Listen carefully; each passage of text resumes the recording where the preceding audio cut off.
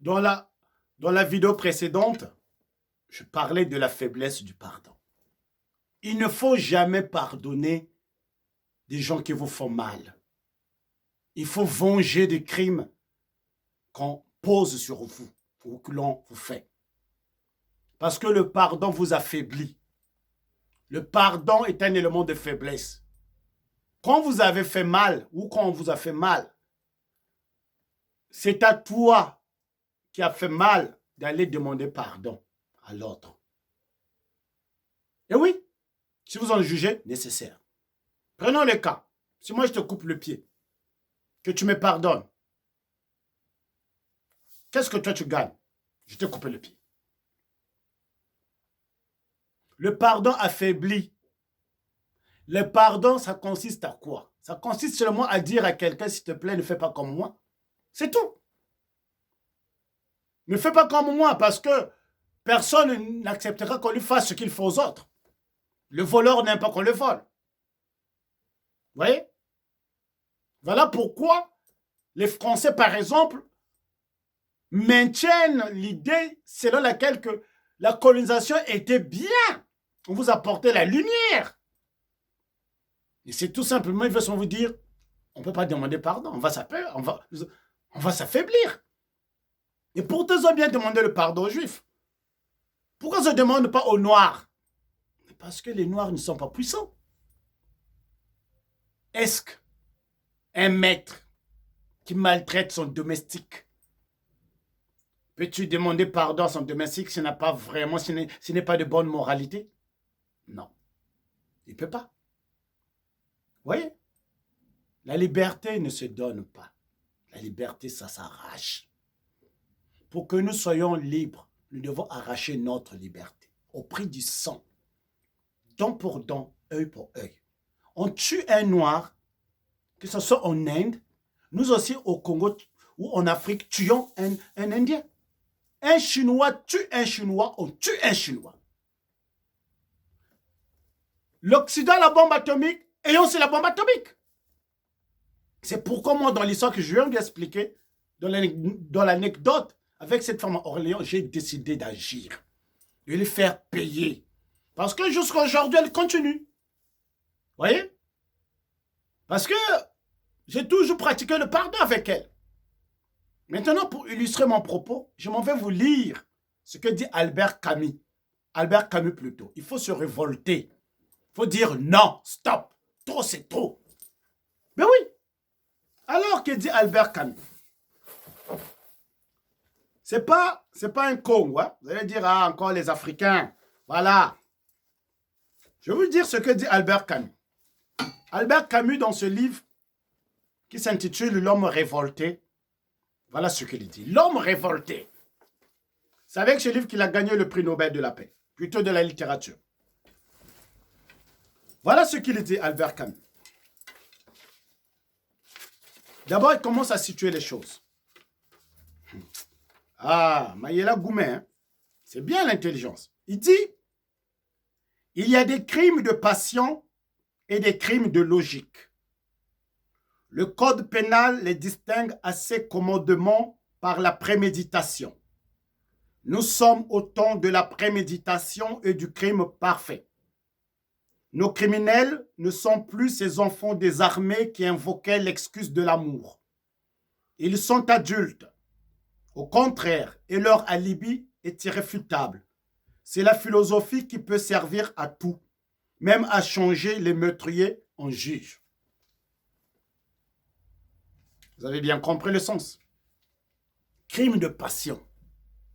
L'esclavage, c'était un crime de passion. La passion d'avoir des richesses. La passion de s'accaparer des biens de l'autre. La passion de montrer qu'on est plus fort que l'autre. Et oui, même la colonisation. Et aujourd'hui, ça continue. Lorsque ce monsieur posait son genou raciste sur le pied de George Floyd, mais il était dans une passion de détruire, d'écraser une race. Vous voyez? Il n'a pas eu de comparaison peut-être immédiate. Peut-être il n'aura pas la peine de mort. Et les Blancs, une fois de plus, protègent le leur. Mais pour cela, il faut se révolter. Tant que l'homme noir ne veut pas se révolter, s'indigner, les choses ne changeront pas. Les choses ne changeront pas. Il faut se révolter. Et qui dit révolte, se venger. Aujourd'hui, si vous tuez un Français au Congo ou en Côte d'Ivoire, vous croyez que la France va se dire, bon, c'est pas grave, on vous pardonne, vous allez voir. Demandez à Laurent Gbagbo, quand il a bombardé le camp, je ne sais pas, Barkhane en Côte d'Ivoire, demandez à Laurent Gbagbo ce qui s'est passé. Hein? Les Français ne se sont pas dit, oh, ben, ça va, c'est une ancienne colonie, on laisse. Non, non, non, non. Ils se sont révoltés. Et on a fait payer à Laurent Gbagbo le prix de ces crimes. Eh bien, continuons. Il y a une autre phrase d'Albert Camus qui nous donne un conseil de ce que doit faire un homme révolté. Hein? Écoutez bien cette partie-là.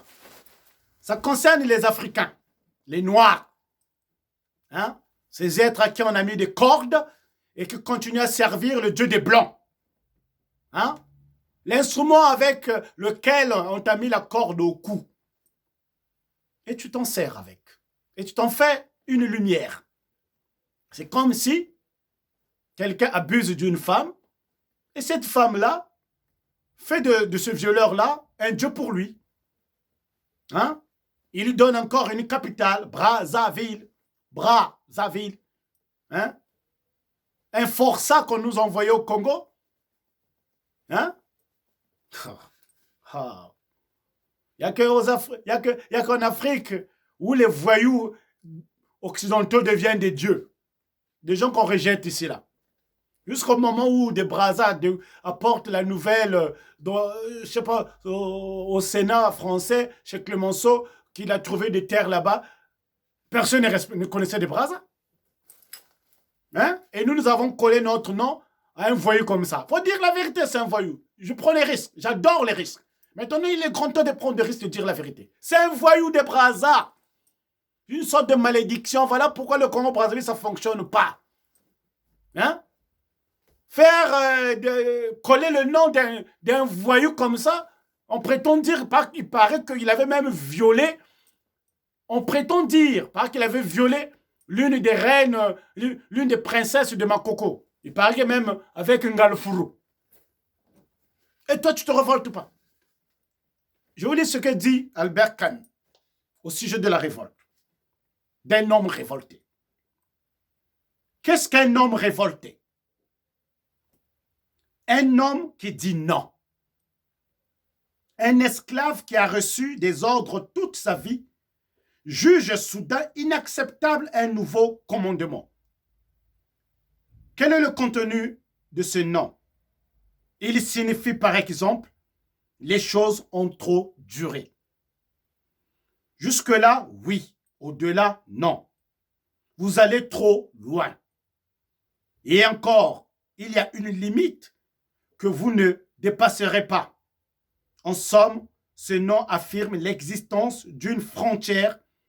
On retrouve la même idée de limite dans ce sentiment du révolte que l'autre exagère, qu'il étend son droit au-delà d'une frontière à partir de laquelle un autre droit lui fait face et le limite.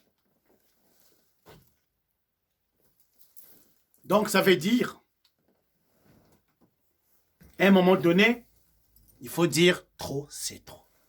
Mais les Africains ne savent pas dire trop, c'est trop. Les Africains ne savent pas. Et le blanc, il a compris.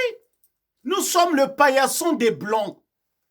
Quand tu veux le rentrer dans la maison du richesse, du bonheur, ils essuient leurs pieds crasseux sur nous.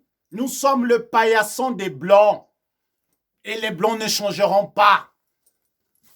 Même ceux qui sont nos amis, s'ils ne changent pas, ils font seulement attention. Parce qu'ils ont compris. Mais il y en a d'autres qui ne comprennent pas que nous sommes des humains. Qui continuent à nous considérer comme de la vermine.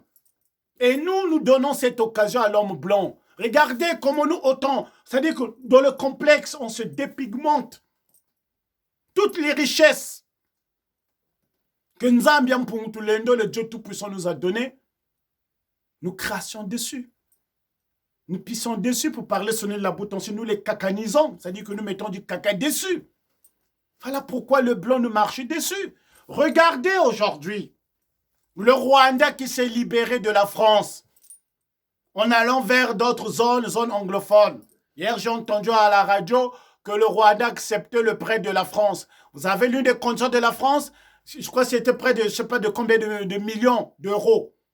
Et 2 millions, je crois 10 millions qu'on a prêté au Rwanda. Les 2 millions restants, une partie des millions servira au développement de la langue française. Vous voyez? Et pourtant, le Rwanda, c'était pour nous un modèle d'un pays qui a coupé des liens de la francophonie, qui s'est libéré. On les appelait, tu vois, les Africains. Venez, venez. Fais dodo, Kagame mon ami. Fais dodo, on t'aura dans la peau. Fais dodo, Kagame le petit africain. Fais dodo, on t'aura le cerveau. Kagame a accepté. Et la France commence à imposer sa langue. Eh bien oui, c'est ça l'Africain. Le blanc sait comment nous avoir, les gars. Le complexe. La naïveté. On ne se révolte pas comme dit Albert Camus.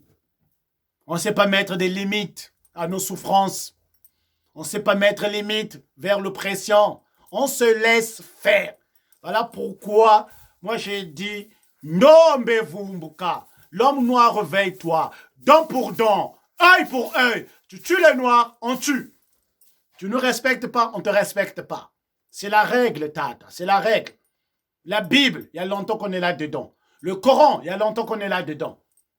Si la Bible pouvait sauver les humains, les premiers à être sauvés, c'est mes frères de Congo démocratique. Parce que là-bas, on croit tous les jours en Jésus. Il y a des églises même dans les toilettes. Si la Bible pouvait sauver un peuple, il sauverait en premier les Brésiliens. Ils ont même une statue de Jésus. Mais le Corona les terrasse. Si la Bible pouvait sauver, le pape n'allait pas fuir le Corona. Il a porté les masques. Je crois à la fin, pour terminer, si la Bible était un outil de richesse et du bonheur, les Blancs allaient apporter ce bonheur-là en Afrique. Pourquoi ils ne donnent pas l'autorisation de fabriquer notre bombe nucléaire? Pour qu'on soit comme eux. Pourquoi?